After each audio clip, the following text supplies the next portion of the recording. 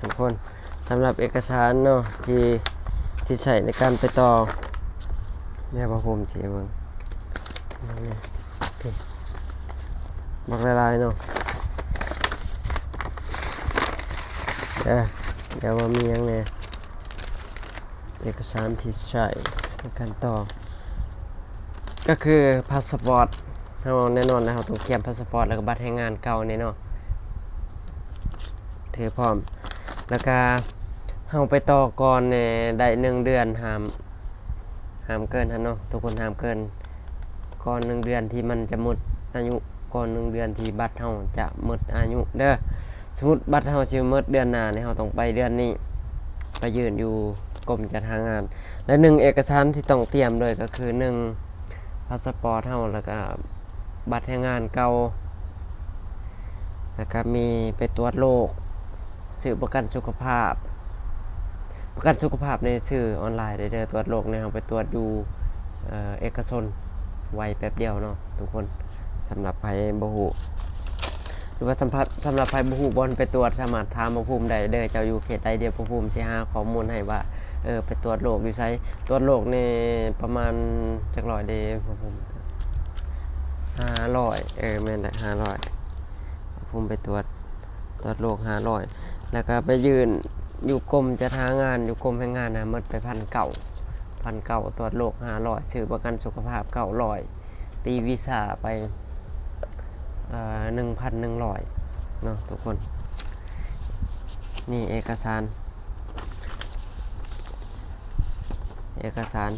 เอาไปตรวจโรคนี่สิได้แบบนี้ตรวจโรคอันนี้คือใบรับรองแพทย์จากการที่เราไปตรวจโรคก่อนเฮาสิเฮ็ดสิต่อวีซ่านี่บ่ภูมิให้แนะนำทุกคนไปตรวจโรคไว้ก่อนเนาะทุกคนอย่างใบรับรองแพทย์นี่มันสิอยู่ได้นี่90 วันมันบอกก็คือสมมุติว่าบัตรเจ้าสิเตรียมไปต่อเดือนหน้าเนาะเดือนนี้จะไปตรวจโรคไว้เพราะว่าประมาณ5 วัน3 วันหรือ5 วันนี่จะสิใบรับรองแพทย์จะสิออกแบบว่าใส่แบบวันหยุดเฮาจังบ่เสียเวลาเฮาเนาะเฮามาเฮ็ดงานแบบวันหยุดวันหยังเฮาจังไปต่อไปตรวจโรคไปเจาะเลือดไปตรวจเยี่ยวยังนี่แหละครบเลย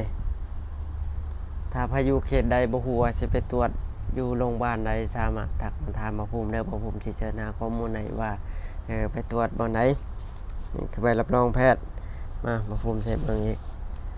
ใบซื้อประกันสุขภาพ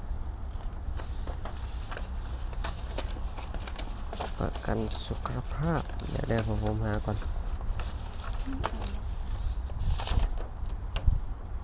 ใบต่ออนุญาตทำงานแล้วก็อย่าลืมเอกสารนายจ้างนำเด้อทุกคนอันนี้อย่าลืมเด้อเอกสารนายจ้าง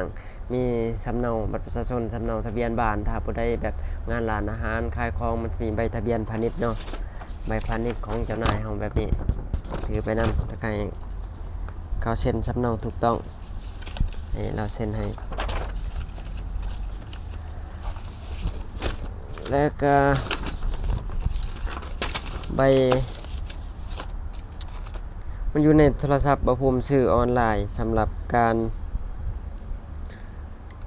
ซื้อประกันสุขภาพเดี๋ยวบ่ภูมิใส่เบิ่งเด้อมันมีหลายบริษัทประกัน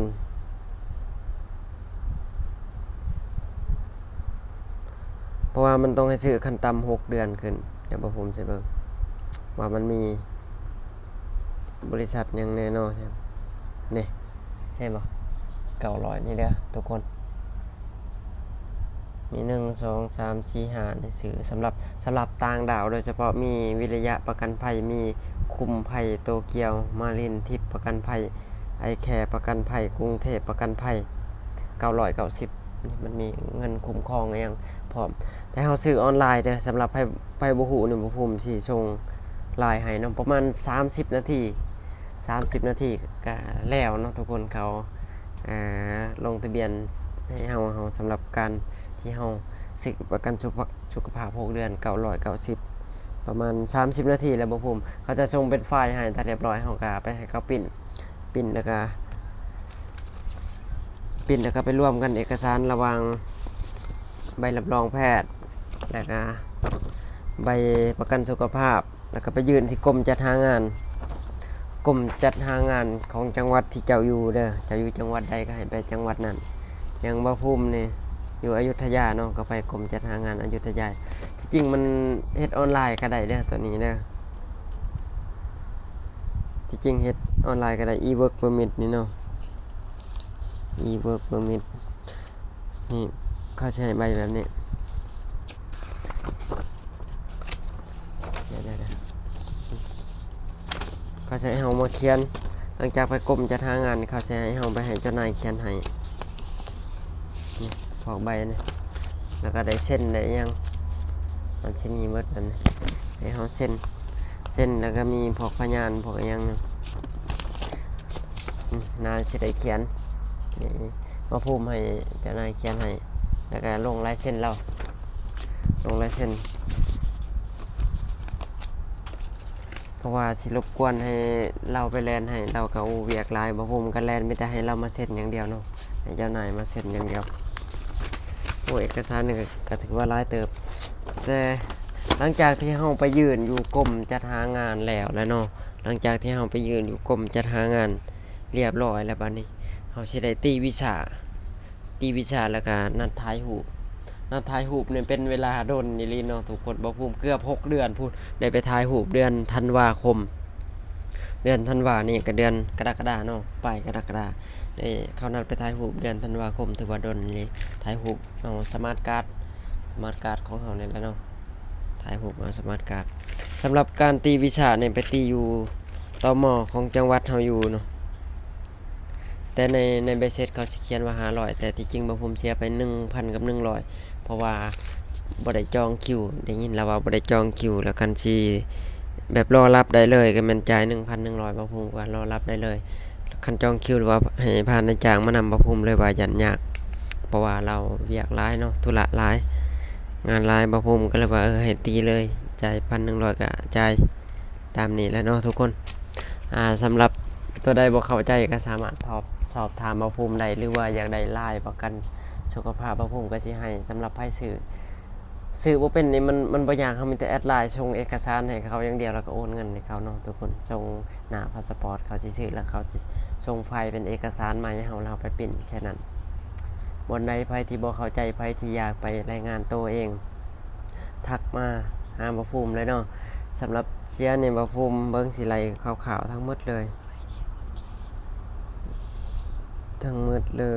อยู่ที่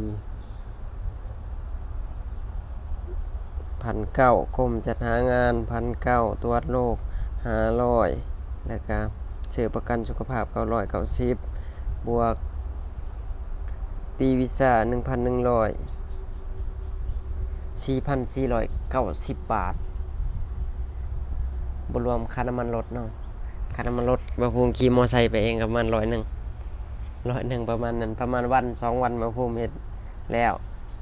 ถือว่าง่ายสะดวกว่องไวเนาะทุกคนเป็นยังไงอย่าลืมกดไลค์กดติดตามบ่ภูมิเด้อจะได้บ่พลาดเรื่องราวใหม่ๆไป